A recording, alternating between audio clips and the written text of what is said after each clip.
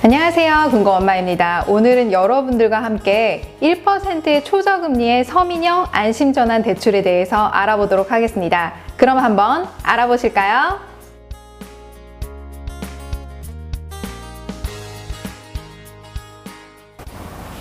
서민형 안심전환 대출이란 정부에서 서민들 경제가 어렵고 살기 팍팍하니 대출이자 걱정 안 하게 낮은 금리로 쭉 빌려주자 해서 내놓은 상품인데요.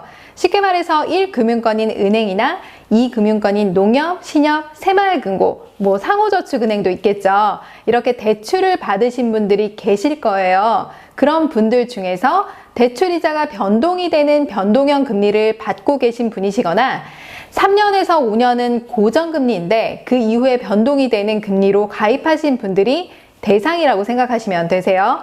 이렇게 기존에 변동형으로 가입하신 분들은 금리가 언제 오를지 모르니까 부담스러우시잖아요. 그래서 정부에서는 이런 분들을 대상으로 대출 이자가 매우 저렴하면서 만기 때까지 금리가 쭉 변하지 않는 고정금리로 갈아탈 수 있는 상품을 출시하였고, 기존의 대출을 가입하신 분들을 대상으로 한 것이기 때문에 신규로 대출을 받으실 분들은 해당이 안 되신다라고 보시면 되세요. 신청 대상은 2019년 7월 23일 이전에 대출 받으신 분들만 해당이 되시는 것이고요. 그럼 조건들을 하나씩 살펴볼까요? 첫 번째로 담보물건입니다. 담보물건 중 자동차를 담보로 받았다거나 신용을 담보로 받았다거나 토지, 오피스텔, 상가 등을 담보로 받으신 분들은 해당이 안 되신다라고 생각하시면 되시는 거고요. 등기부등본상 주택으로 구분되는 아파트나 주상복합 아파트, 다세대, 연립, 빌라, 단독주택 등이 있겠죠. 이런 것들만 해당이 되신다라고 생각하시면 되세요. 두 번째로 부동산 시세와 주택 보유수입니다. 이것은 정부에서 서민을 대상으로 한 것이기 때문에 한국감정원의 감정가액 또는 KB부동산 시세가 9억 이상이거나 부부 합산으로 집을 한 채 이상 소유했다라고 하시면 안심전환 대출로 갈아타실 수가 없습니다. 심지어 기존에 주택이 하나인데 분양권이나 입주권이 있다라고 하실 경우에도 주택에 포함이 되기 때문에 해당이 안 되십니다. 세 번째로 소득 수준입니다. 부부 합산 연소득이 8,500만 원 이하만 가능하신데요. 단 7년 이하의 신혼부부, 2자녀 이상 가구에 해당이 될 경우 부부 합산 연소득이 1억까지 해당이 되십니다. 네 번째로 기존의 대출을 받고 있는 상품 중 갈아탈 수 없는 대출 상품이 있는데요. 표를 한번 보실까요? 보시는 것처럼 보금자리론이나 적격대출, 디딤돌 대출, 마이너스 등 한도대출, 전세보증금 대출, 중도금 대출, 만기까지 금리가 고정된 고정대출은 해당이 안 되십니다. 특히 전세대출을 받으신 분들 많이들 궁금해 하실 텐데요. 전세대출은 아쉽게도 해당 사항이 없다고 합니다. 분양받으셔서 입주는 했지만 중도금 대출을 받으신 분들도 담보가 확정되어 있지 않기 때문에 해당 사항이 없다고 보시면 되세요. 다섯 번째로 연체, 부도 등 신용정보 또는 해제정보 등 제재자는 대상이 안 되십니다. 그런데 연체는 돼본 적이 있는데 다시 잘 갚고 있다라고 하시는 분들 계실 거예요. 그런 분들은 일단 접수기간에 접수를 해보시고 심사하는 과정에서 가능하실 수도 있는 부분이기 때문에 먼저 접수를 해보시길 바랍니다. 그럼 지금까지 말씀드린 해당 안 되는 분들 말고 조건에 해당되시는 분들 계시겠죠? 그런 분들은 서민형 안심대출로 갈아타게 되면 대출금리를 1.95%에서 2%로 만기까지 금리가 변동되지 않는 고정금리로 주겠다는 것이고요. 인터넷으로 접수하시면 여기에서 0.1%를 깎아주는 것입니다. 그러니까 은행으로 가시는 것보다 인터넷, 즉 온라인으로 접수하시는 것이 금리가 더 저렴하겠죠. 또한 기간에 따라 금리가 달라지는데요. 대출 기간은 10년, 20년, 30년으로 선택하실 수 있습니다. 표에서 보시는 것처럼 대출 기간에 따라 금리가 달라지는데요. 이건 여러분들이 갚을 능력에 따라서 선택하시면 되시겠죠. 특히 원금을 많이 갚고 이자도 잘 낼 수 있다라고 하시면 금리가 낮은 10년형으로 가입하시는 게 좋고요. 그게 아니라면 30년형으로 가입하셔서 부담을 줄이시는 게 좋습니다. 금리 우대 요건을 보면 신혼부부, 다자녀, 한부모 가정, 장애인 가구, 다문화 가정, 이런 가정들은 0.2에서 0.4%씩 우대를 해주는데요. 그런데 이게 막 겹칠 때가 있겠죠. 그러면 두세 가지가 해당이 된다 하더라도 최대로 받을 수 있는 우대 한도는 0.8%까지입니다. 그러니까 최저 1.85%도 저렴한데 여기에서 우대금리를 적용하면 최대 1.2%까지 고정금리로 받으실 수가 있는 것입니다. 대박이지 않나요? 그럼 고려해볼 점들은 뭐가 있을까요? 첫 번째로 기존 대출 잔액으로만 갈아탈 수 있다는 것입니다. 즉 서민형 안심전환 대출의 대출 한도는 최대 5억까지 가능하신데요. 기존의 대출을 받아서 중간에 상환하고 4억 정도 남았는데 갈아탈 때 최대 5억까지 가능하니까 돈이 더 필요해서 5억으로 대출 받을래? 라고 하시는 분들 계시겠죠. 그런데 아쉽게도 기존에 남아있는 대출 잔액만 가지고 갈아탈 수 있다는 것입니다. 두 번째로 중도 상환 수수료가 남아있다면 납부를 하셔야 합니다. 기존 대출을 서민형 대출로 갈아타게 되면 대출 받은 지 3년이 안 되신 분들도 중도 상환 수수료가 적용되시는 분들이 계실 텐데요. 그런 분들은 중도 상환 수수료를 납부하셔야 된다는 것입니다. 따라서 중도 상환 수수료가 지금 시점에 얼마인지 은행에 전화해서 문의해 보시고 그렇게 많지 않다라고 하면 망설이지 마시고 무조건 갈아타시는 게 유리하실 테고요. 중도 상환 수수료가 많이 남아있다라고 하면 은행 직원과 상담을 해서 갈아타는 게 맞는지 한번 따져봐 달라고 하시는 게 낫겠죠. 정부에서는 중도 상환 수수료 없어도 대출을 못 갈아타면 안 되니까 수수료를 낸 만큼 대출을 더 해주겠다라고 하는 것인데요. 수수료만큼이 얼마나 될까요? 그냥 면제시켜주면 좋은데 말이죠. 세 번째로 대출 한도입니다. 대출 한도란 대출을 얼마만큼 해줄 수 있는지를 말하는 것인데요. 대출 한도의 기준은 LTV와 DTI로 평가가 됩니다. LTV, 즉 담보 인정 비율은 집 시세 대비 몇 %를 대출해 줄 수 있는지를 뜻하는 것인데요. 규제 지역 같은 경우에는 현재 70%에서 40%로 내려서 대출 금액이 적게 나오니까 갈아탈 수는 없는데 종전 기준대로 그대로 70%로 해주겠다는 것이고요. 대출 대비 갚을 수 있는 능력을 보는 DTI도 그대로 60%로 적용을 해주겠다라는 것입니다. 그런데 생각해 볼 점은 기존에 아파트 담보대출을 최대로 받으셨던 분들이 계실 거예요.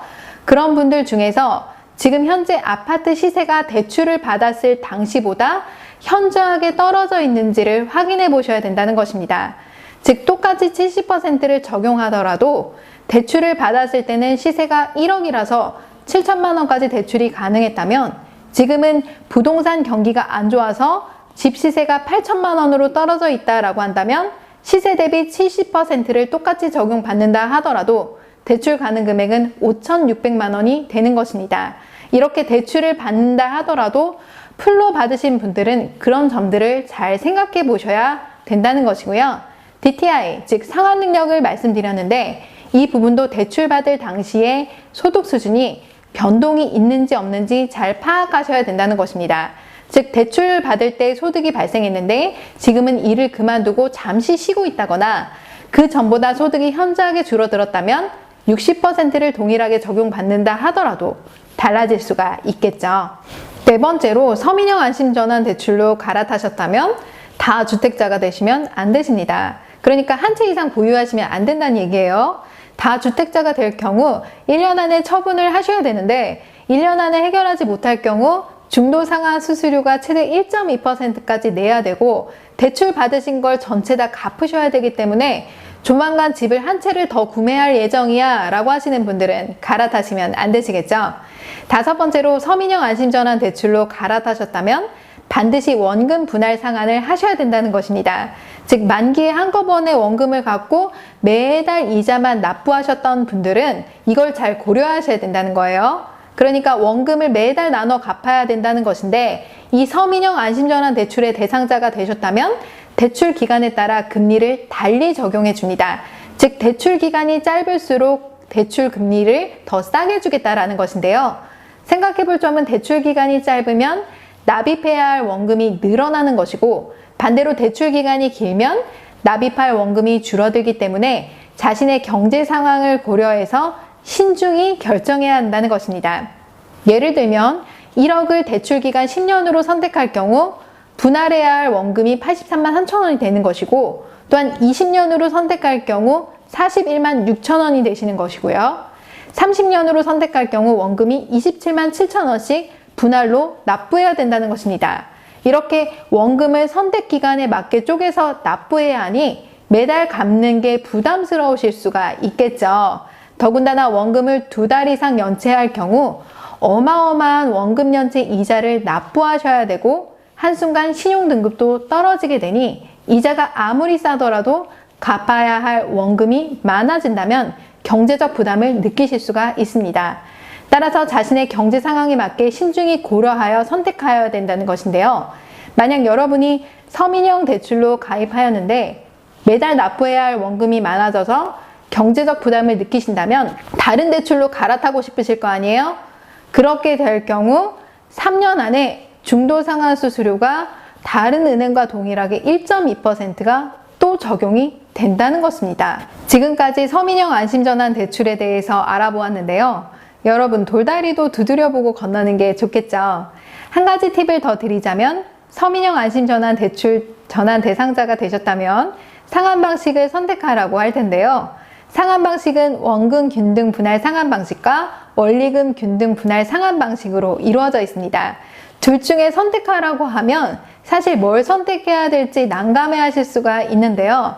간단하게 말씀드리면 원금 균등 분할 상환 방식은 총 납입해야 할 원금을 대출 기간으로 나눠서 동일하게 납부하시는 방법인데, 처음에는 이자가 조금 많지만 점점 이자가 줄어드는 방식입니다. 왜냐하면 이거를 갚아야 할 원금이 점점 줄어들기 때문이죠. 또한 원리금 균등 분할 상환 방식은 납입해야 할 원금과 이자를 동일하게 나눠서 분배하는 것인데요. 그러니까 매달 갚을 이자와 원금이 부담스럽다라고 하시는 분들은 그냥 동일하게 일정 금액으로 매달 만기까지 불입하게 되는 것입니다. 그런데 약간 비슷한 차이긴 하지만 원금 균등 분할 상환 방식이 대출 이자가 만기까지 놓고 보면 이자가 훨씬 적다라고 보는 것이기 때문에 이거를 추천드립니다. 서민형 안심전환 대출을 심사하는 곳은 한국주택금융공사와 금융기관에서 심사를 하는 것이고요. 주택금융공사는 주로 채권 관리를 하고, 은행에서는 대출 이자와 대출 실행을 직접 할 것으로 보입니다.